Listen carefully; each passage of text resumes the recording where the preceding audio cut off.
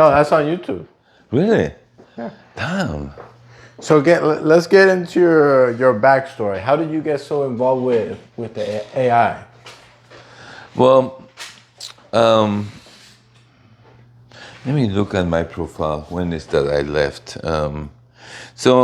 During my career stints, I worked for a company, and I left, and I didn't want to work no more for anyone. And no, it really is. You work for someone; they have great bosses, but most of the time, you have people with personal agendas that do not necessarily go along with what your agenda is, right? Some of them are greedy and they use you as money, especially if serve a mentor or a giver. I'm a giver always, and givers tend to be abused by takers, right? Takers take and givers give, and my whole career being a giver. So, right after working for a cybersecurity company, there was an opportunity to work with Nose Labs.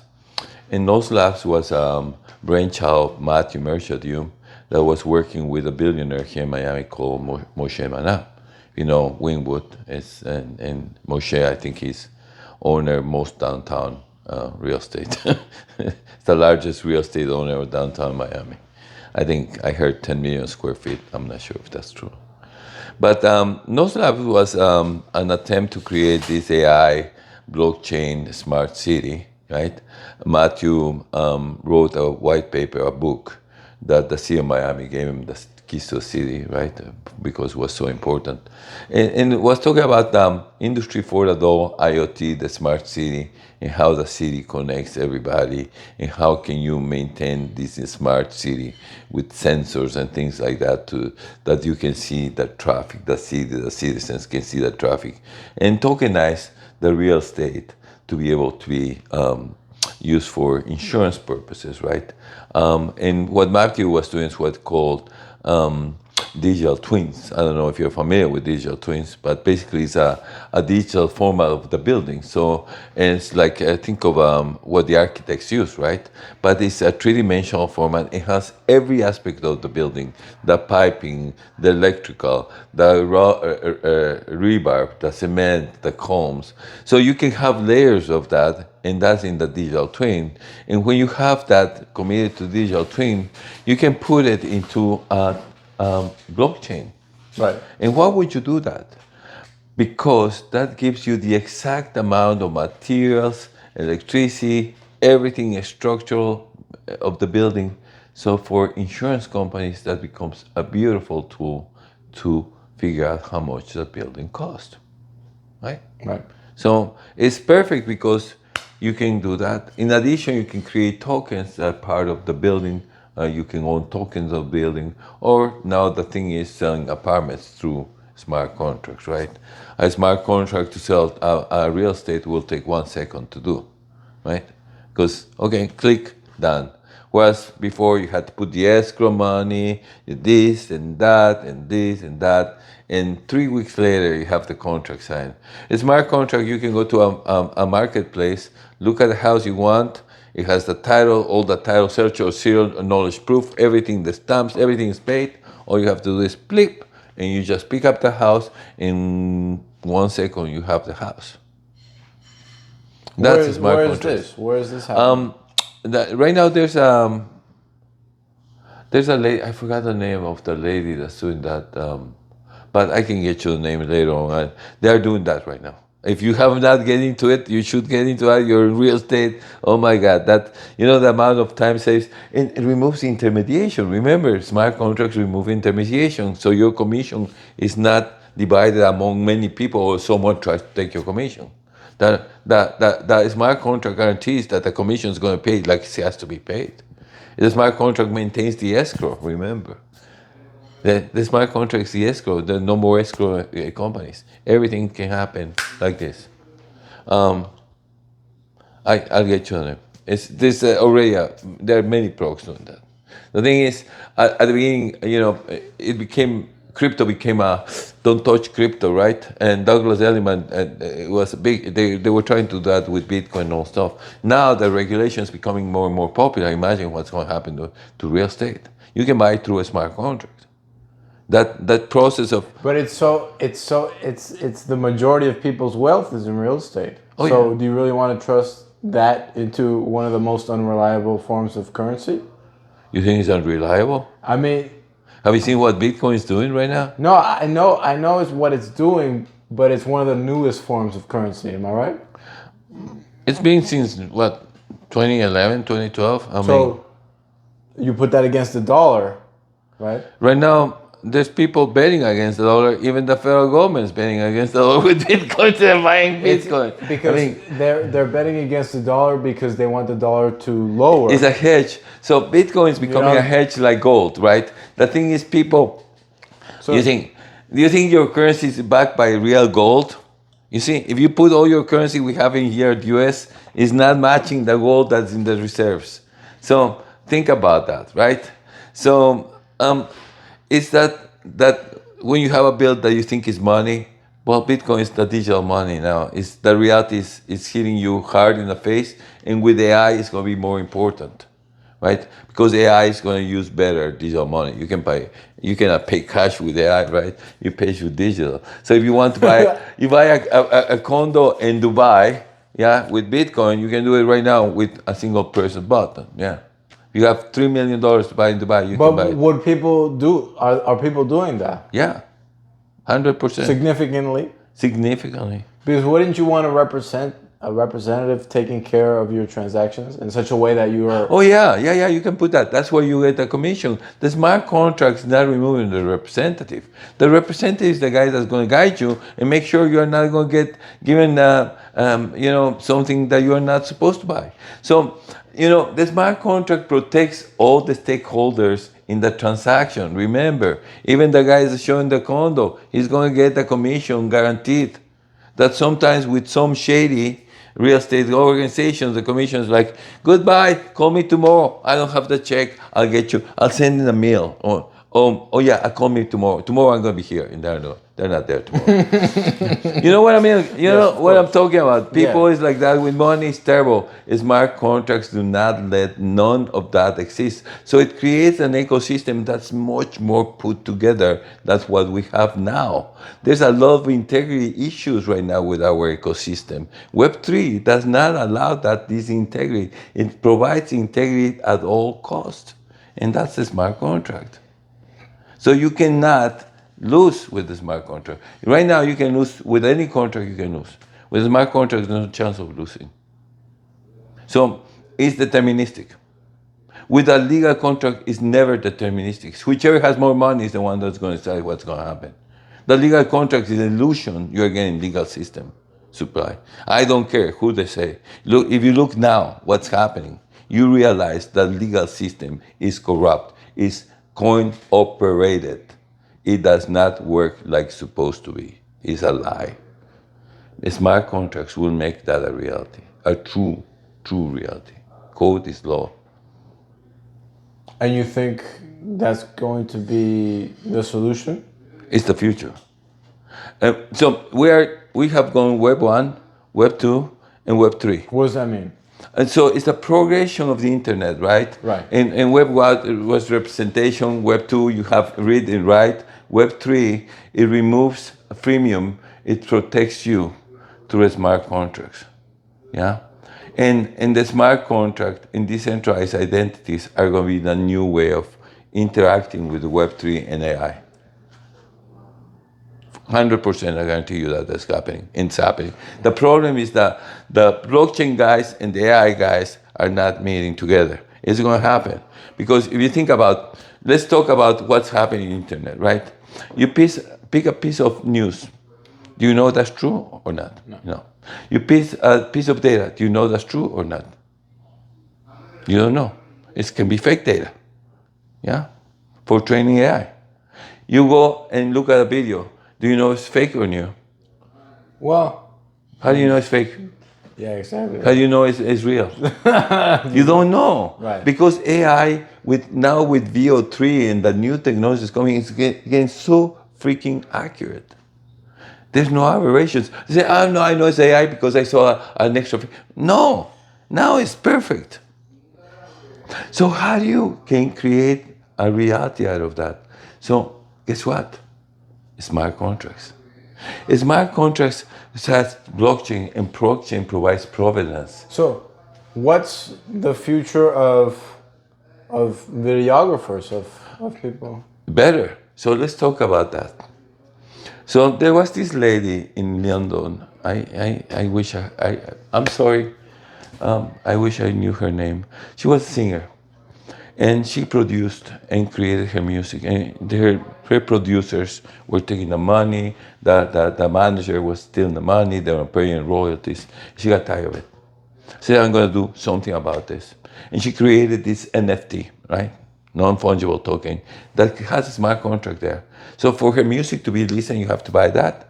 But the moment you buy that, it's paying her, it's paying the producer, it's paying the writer, it's paying the arranger, it's paying the whole supply chain of people that created that piece of music. For a filmographer, the same thing, right? So every time you see a video, yeah, it's going to pay your whole supply chain of people that created a video. How beautiful. Never an intermediation, because every time that gets used, it's paid, and you know it's your video. Because with blockchain, you cannot change that. But with View 3, I could create the same exact video, right? And Yeah. the videographer then. But in the blockchain, it will not be passed, because in the blockchain, you certify that as a videographer, so it belongs to you. Like Andy Warhol, remember? Not Andy Warhol, what's the other guy that put that in the blockchain, burned the piece of art, did the same thing. That, when you tie to a smart contract, that's yours forever. So think about patent, right? You have what? How many years for a patent? Yeah, X number of years. With a smart contract, that patent will be yours forever, because you own that. Code is law, not a U.S. patent. You release because you decide to release. So your control is on you, no one else, between you and the consumer. And that's the beauty. There's no chance of fraud. No chance of stealing intellectual property. Your film gets always paid for you, recognized always by you, because the smart contract assures that you and the supply chain of people. But you said earlier that AI would take the jobs of artists, no? No, I said it expands it. It supplements it. I put a document, I can share that with you, that did a study. AI is supplementing, right? Yeah, AI is going to transform every job. AI is going to take every job away from you. It's going to transform it. It's going to be your assistant for a filmographer. It's going to be the assistant for the lawyer. But the role how you have developed is not going to be the same, right? It's going to be different. You're going to be a prompter, a domain knowledge prompter to do certain things for film, the same thing, you know. You are being prompting, put the camera at angle this, put that lens at this thing. You know, you are the creator. AI, you are the orchestrator. AI is just your little engine of your creation, right? So you can use AI to be more creative. To what extent do you agree to the following question? Is AI just another advancement in technology, or is it just a complete? It's an advancement that you can't even put in the same terminology as technology. Okay. Is it consciousness, or is it how you saw? Heather said that every technology is a tool, and every tool needs a human. I see in the very near future that AI won't need a human. Correct, and that's a problem, right? So that's a problem, right? That's a problem, because So- again, whichever programs AI, yeah, whether in that garbage in, garbage out. Let's go back to good clean data. So going back to the data that's good or not, or traceable data, you are going to need to have good clean data to create good clean AI, right? Nebulai is at the center of that with smart contracts, because we can put good clean data in data sets to train AI, good clean data on videos, good clean data on news, because these smart contracts guarantee the provenance in the oracle that has certified that. Plus, in addition, it serves as a point of payment. Compensation drives behavior of the people who have worked on the piece. whether it's art, whether it's science, whether it's whatever it is, whether it's a job to paint a house. You can put that in smart contract. I go to Angie's List example. I called the other day. I need a door to be fixed. Okay, $75 for me to come. Okay, I gave the guy $75. He came with an attitude, I must say. He looked at the door, took the piece, and he left. And I call him, where's the piece? He tells me, come downtown and pick it up. And he never came back. He took my $75, he never repaired my door, and he had an attitude. With the smart contracts, the way it would happen, the guy puts his stake, I put my stake, he comes in, he looks at the door, he walks with a piece, he loses his stake. And he will be rated in Angie's List unworkable, bad reputation. Right. That goes in When his did record. this happen? Oh, it's like several years ago. Okay, so Yeah, but it tells you that's what happens when you contract someone, because the contracts is really yeah, I owe you. There's no staking there. When you go in a smart contract, you have a stake. You have your behind putting money. I put my money where your mouth is, where my mouth is, right? And that is what makes the smart contract so important, because the AI in the smart contract forces to be the judge and the executioner of that contract. No, regardless what it is, whether it's providing video or whether it's providing services for one person or it's providing services for 300 people, right? And that's the future, and I guarantee you, and it's universal, because you can hire someone from here and someone in China or someone in South America, and the smart contract works the same. It's biasless, so it does not care what sex, location, age, or whatever it is, and guarantees that that contract gets fulfilled for sure. If you have let's say a long-term contract, a project manager, it's a 10-year, or 5-year, or 6 months contract. You can always do in this smart contract change orders, because you overscope and under scope. You stop the contract, you redo the scoping, execute the contract. So it works similar to what a traditional professional contract works, right? Then you write a SAO, statement of work, you do a work effort spreadsheet for a project manager, and with that, you digitize that in the smart contract and provide decentralized solution for everybody. Think of construction of a house. What a nightmare is with a project manager, right? Imagine you can hire everybody in this smart contract, no more project manager, because they don't get paid if they don't do what they have to do. The smart contract is a project manager, right? It forces integrity in everybody in that contract. It forces integrity, because compensation drives behavior. I tell you, if they lose money, they change their mind, right? So the beauty of smart contract, it's ethical AI, it's responsible AI, and one other term you never heard, integral AI, right? Because it forces integrity. That's a beautiful thing, because you can go and sign a contract and guarantee you're going to get what you want, or you get your money back. Where'd you see that anywhere? Nowhere else. Nowhere else in the planet. so is it always going to be human centered? It's designed to be human-centered. And the whole design I did was to be human-centered, to help the person gets in the contract. No, AI in general. My solution is human-centered. In the future of Skynet, it's not going to be. They want to destroy us. Remember, in Skynet, we are the pest. They want to get rid of us. So I don't know that part. I mean, again, and there's element that is training AI not to be a good person, right? A good thing. So I don't know what's going to happen. I cannot see that. For me, if I train it, it's human-centered. It's doing good for people, creating value, raising the human being to a better level, right?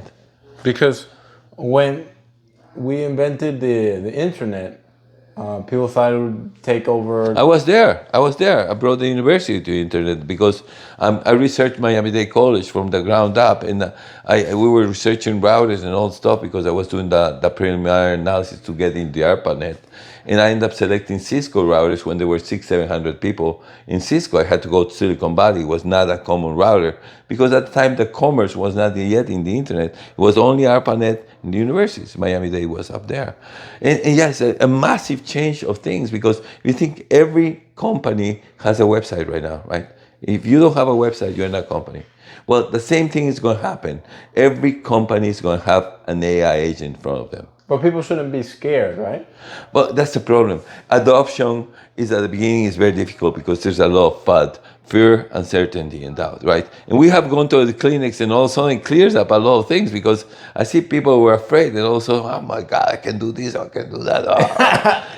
It completely changes your mind about it, right? Because instead of being working with this evil thing that is painted, right? You start realizing, oh my God, I can do my own website instead of paying $50,000 for this idiot. You know what I mean. And so knowledge is power. And right now, a lot of people fear AI because of ignorance. Ignorance is the biggest problem. You need to learn. And again, you don't learn by reading books. You have to what? Do. Work to learn. And you have to do it. Yeah. So tomorrow we're me and you are having a demo about core, is it? Core AI. Yeah.